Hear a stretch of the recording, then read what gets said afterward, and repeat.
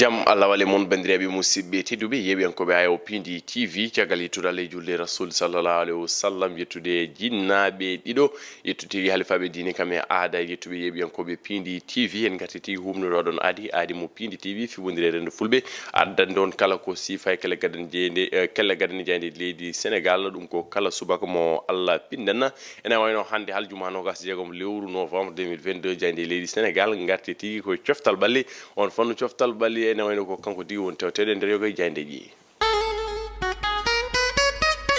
ko non tigiya pudirde nde non jayde le soleil national guindirde koye makka dawi alhaali tigi ngal ɗon pottal leydi men sénégal e ndindi qatar hande waktuji sappo e tati to tigi to doha ene wayno ɓe mbi ko les lions a kit ou double ene way noon ganduɗa kayya ko défaite tigi yalnaɗo e ɗon baroje guendeji leydi sénégal ɗum ko caggal nde ɓe mbasi ngal ɗon pottal mabɓe gadanal hande onon ne wiide jaynenkoɓe le soleil fala bude tigi ko Aliou Cissé baroɗe mum keɓa polgu e yesso ndiɗon leydi bismine ngel kawgel windere ngel ɗon kawgel juɓintegel toon ene wayno qatar tigui ko kañum huttindirte barode leydi men sénégal e oɗon deuxiéme tour e nder oɗon groupe A e wiide jeynenkoɓe le soleil caggal kana garten koye jeyde besbile jour qatar sénégal à 13h00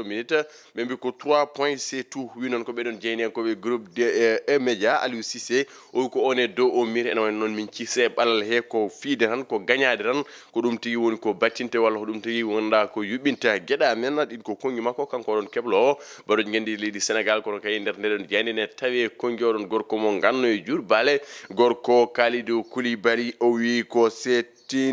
dans l'union on surmontera cet obstacle o wi so tawi ɓe mbaɗi haɓɓere wotere junggo e fandu ɓe dentiɓe goni neɗɗo goto manam maɓe mbaw tigui ɓendude ngal ɗon pottital taw kay ala caɗele ene wayno ɓe mbi ko 11 probable jeyamaɓe tigui Iliman Ndiaye on mo ɓesgu leydi sénégal hollinno ene fonno tigui jeeyede ɓen fettoɓe ɗum woni ko addi ɓeɗon jeynenkoɓe besbile jour kane hello mabɓe jeegomo ha jeeta ɓiijo jayde Dakar Times aɗa netal makko el tacti ko Aliou Cissé l'entraîneur au Droglox ɓe gartemo koye mbaɗi kuptidi ndi ou gagné ou rentrer pour démissionner wi ɗon ko jeydi hen koɓe Dakar Times a gagnoro manan diɗon no jokka golle walla perda garta mbaɗa démissionné saabu en jiiɗa kono kay sénégal so yalte ngal ɗo potital heɓani polgu ene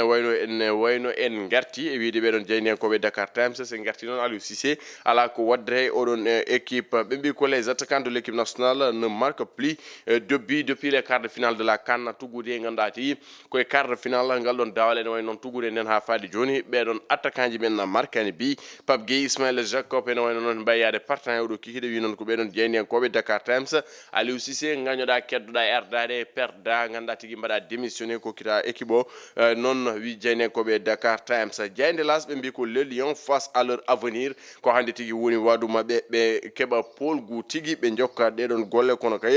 ɓe mbasa hebde polgu tigui ɓe garta ɗo e sénégal wi noon ko ɓeɗon jeydi hen koɓe las Félix Thiansez on woni coach mo ganduɗa tigui ko qatar ko ngimo kon tawi nder ndeɗon jeyde las o wi koɓe kebbima ɓe kebbinima tigui huccodirde oɗon équipe nationale mo sénégal enquête wi ko gagné ou périr wi noon no ganduɗa tigui faade Aliou Cissé o wi ko à partir du moment où on a perdu notre premier match on est dos au mur ene way noon ɓe cisse ngal ɗon ɓalal tigui fala budde tigui koɓe keɓa polgu e wiide Aliou Cissé ene wayno noon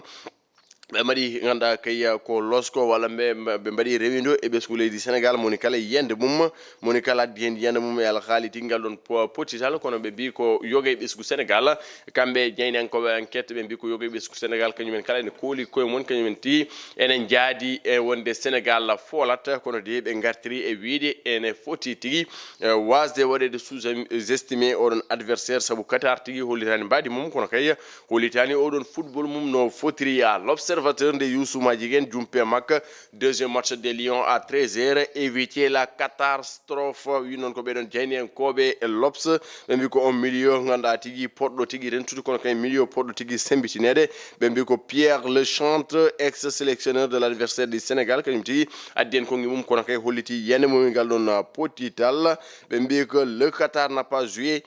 sur sa vraie valeur contre l'Équateur ene way noon e wiide mabɓe Qatar hollitani tigui football mum hollitani mbawko mum ngal ɗon puttal mum gadnalla sabu yoga e ɓesgu Sénégal koye ngal tumni e wiide tigui leydi men Sénégal wawi ndiɗon ndi Qatar caggal kana le quotidien Madiambal Diagne atti koye makka joni à la conquête de l'émirat barore teɗugal leydi men Sénégal ko kañumen tigui kuccite Qatar ngam kay hebde polgu ɓe mbi ko Aliou Cissé continue à écrire l'histoire jokku e windu tarik leydi Sénégal jokku tigui yaltinene ngal ɗon dawal ganduɗa tigui ko gadnal jittamin tigui oɗon 8e de finale sabu tigui baroɗe teddugal leydi men Sénégal Kalidou Koulibaly kongi mum ene tawe ɗon ko nous n'avons plus droit à l'erreur min ngala tigui fartaŋe ganduɗa tigui jumre wodnani min wi non ko oɗon le capitaine des Lions Vox Populi ɓe mbi ko défaite interdite au Lion kamɓe tigui cuuti ɗiɗon kongi wonde de défaite wodna hen kulol alana hen dawol walla mbiyen basal fotani wodane dawol fala budda polen fala budda keɓen polgu tan en mbawa hebde ko wona polgu ko polgu jiɗɗen wi non ko ɗeɗon baroɗe leydi Sénégal Aliou Cissé on aura la possibilité de marquer ene wayno wiide makko ma en keɓ fartaŋe tigui loggude dillindi ɗiɗon gacculi ɗin ko kongi makko kanko oɗon keblowo discours après la chute face aux Pays-Bas on discours mo wonno e discours mo waɗi hanki o ene wayno noon e ene serti e wiide ɓeɗo jaynekoɓe Vox Populi kono kayya woni mo jeeta e ngal ɗon potital ko on Sékou Kouyaté mo ganduɗa tigui ene tawi to toon to Qatar kono kayya ene wonde blessure tohoso Kalidou Koulibaly uwi ko ça va être un match difficile mais on est préparé e wonat potital ganduɗa tigui gulowal diaw kono hamin keɓini ɗum ha wi noon ko oɗon capitaine des Lions jaydi stade jumpe makka régir ou faire renaître l'espoir ɗon tigui woni koɓe gaddi ɗum ɗon tigui woni koɓe gaddi Alain Giresse on meɗo wonde keblo baroji gueɗe leydi Sénégal le Sénégal a tous les moyens pour battre le Qatar Sénégal en jogui kalko foti kalko manan diɗonno ko wawi fiide Qatar ene tawi ganduɗa oɗon équipe Sénégal wi noon ko Alain Giresse on gonnoɗo keblo baroji gueɗe leydi Sénégal ene wayno caggal kan garten koye jayde Sud Quotidien woyli ko sawru mbagu kan tawetno nden jayde tawetno hanki ko toto assemblée nationale ala haali on 14e législature mo gonda ti député ji e yeeso mumen Cheikh Oumar Anne wotnama budget mum on ministère de l'éducation nationale wotnama budget kono kay ƴellitima no hannirta ni ganduɗa ti oɗon budget mo Cheikh Oumar Anne budget mo jagorgal ganduɗa tigui tammigal jangde guendir nde ɓe mbi ko hollitama ɓeydima walla mbiyen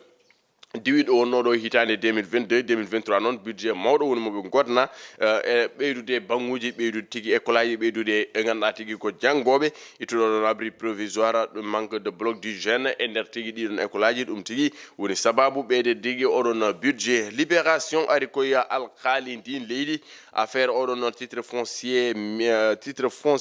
145 R mon cours d'appel waɗi désavoué oɗon conservateur mum to Rufisque ɓe gartene mbaɗi kupdini alhaali tigui on titre foncier ndina leydi ndi ganduɗa tigui addi hallaji kewɗi ya jayde le vrai journal ari koye majjere ganduɗa tigui ɓen ɗiɗo militereɓe leydi Sénégal ene wayno on sergent Philibert Sambou kañum tigui woni jiitaɗo to Cap Manuel goɗɗo noon adjudant mo ganduɗa tigui kañum ha joni yiyaka ɓe mbi ko jinnaɓe mabɓe mbaɗi rejeté wonde de ko joliɗo ko yidde mabɓe ɗon ko yo ɗum loske guure ɗe ganduɗa tigui biteɗe jogue itu hare bakka sukko wondude ñomuna kañumen kala ene mbaɗi préparé gam kawe plan d'action holle tigui e nder bundi holko sakki less partisan ji Macky Sall kañumen tigui tawte nder ɓoggi karala kese wadde dérapé moni kala ne suuta haalde hen ko andi e ko awɗon alkali walla mbiyen haalde hen yende mum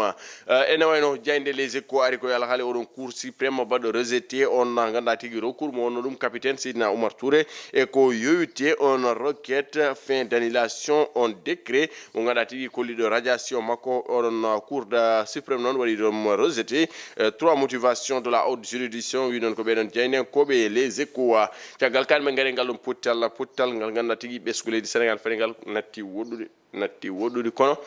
wi jañɓeɓe falɓe jeehe juma ha gar toon so waɗi mi-temps walla waktu yoni jeehen juuliye Qatar idoro on julde eɗon gandi Qatar idoro on julde Qatar daɗene waktu wadde jeehen juuliye ha paron fa tabarakallahu ɗum tigui uddi ganduɗa tigui reɓindu jeyndeji men e oɗo subaka wi ɗon juma moubarak wi ɗon ko ndewnoɗen Allah e nder yontere nde yo jomiraɗo jaɓanen kala ko mbawɗen e wofdemo yo yaafo en bandiraɓe musidɓe tedduɓe yeeɓen ko wayaw Pindi TV ɗum wono dernier numéro de la semaine reɓindu jeyndeji yadde gorko mo garli Moussa Nia to karallagal to wonno toon ko Thiat Walo montage Ali Fall bandiraɓe musidɓe tedduɓe